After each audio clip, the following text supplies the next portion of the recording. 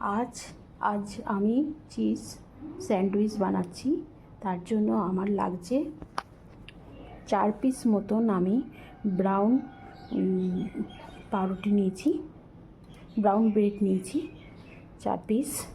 আর মাখনটা আমার লাগবে, যে মাখন আমুলের বাটারটা আমি নিয়েছি। আর এখানে আমি নিয়েছি চিজ। এই 3টে উপকরণ দিয়ে আমি চিজ স্যান্ডউইচটা বানাবো আজকে।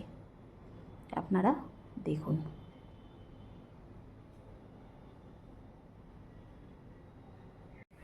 দেখুন, আমি এখানে 4 পিস যে পাউরুটিটা নিয়েছি,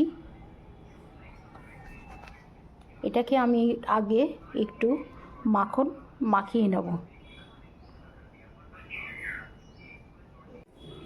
দেখুন, আমি এরম করে চিজটাকে লাগিয়ে রাখলাম পাউরুটিটা ভাজার পর। এরপর আমি আরেকটা পাউরুটি যেটা ভেজে রেখেছিলাম বাটার দিয়ে, সেটা এটার ওপরে এরম করে দিয়ে দিলাম।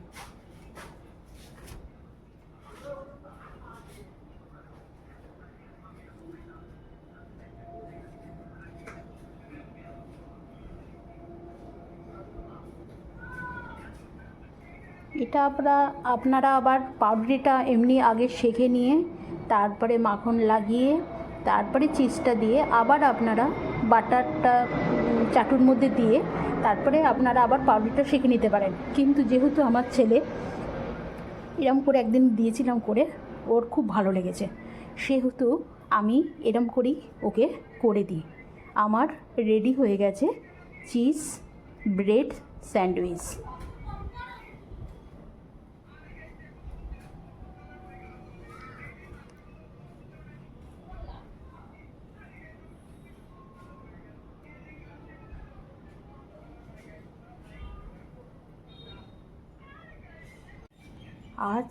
আজ আমি চিজ স্যান্ডউইচ বানাচ্ছি।